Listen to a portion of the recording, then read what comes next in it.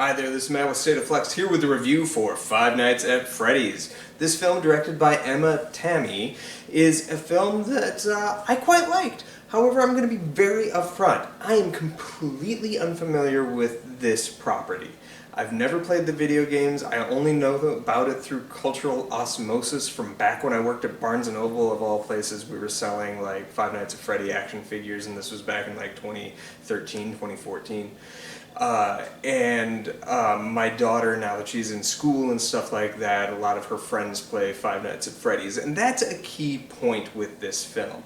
This is a movie that's a PG-13 horror movie that's really catered to the audience that is most going to respond to a PG-13 horror movie. This is designed for 10-year-olds, which I think the filmmakers are expecting to come out in droves.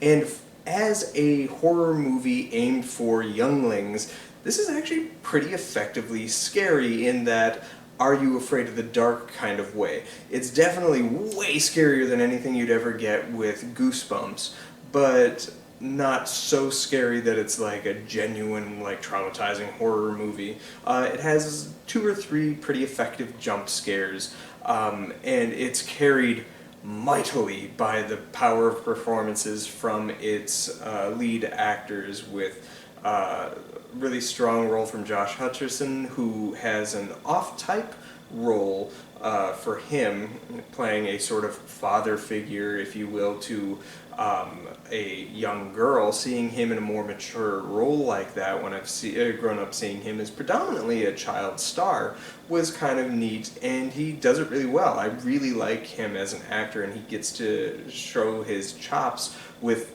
what he's given. And then there's also side performances. Elizabeth Lail is an actress I really quite like. I was turned on to her from the first season of You, and I thought she was a great actress in that. And she's in this film, and at first I thought she was pretty underused, but then she kind of comes into her own, and I really liked what they did with her character. And then Matthew Lillard has a scene or two in the film. As is kind of the case for Matthew Lillard, he is pretty much the best thing about the movie that he's in, and also powerfully underused. But that is a side tangent. This is a pretty solid horror film for youngsters that, again, not having any knowledge of what this movie was about, I just saw animatronic, like, ghosts, essentially, is what it is.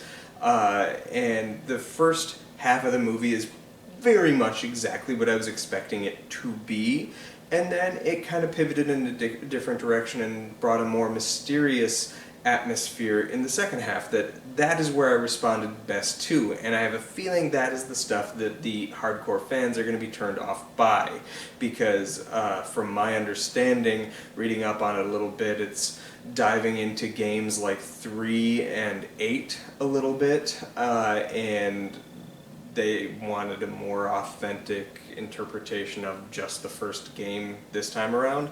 I'm just going off of kind of what I was hearing as I was exiting the auditorium this evening. But I responded well to it.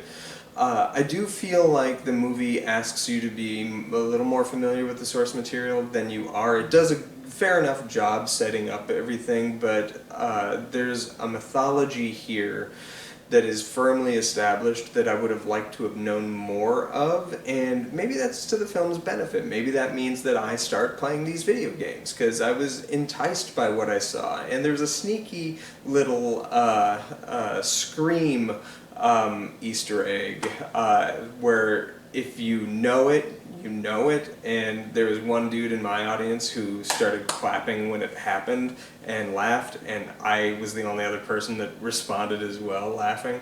It's not really a funny moment, but it was definitely a slick Scream Easter egg. But yeah, I think I've talked about this kind of enough. If you saw the film and are familiar with the video games, let me know what you thought of the film in the comments down below. Thanks for watching. Gently massage that like and subscribe button. Peace.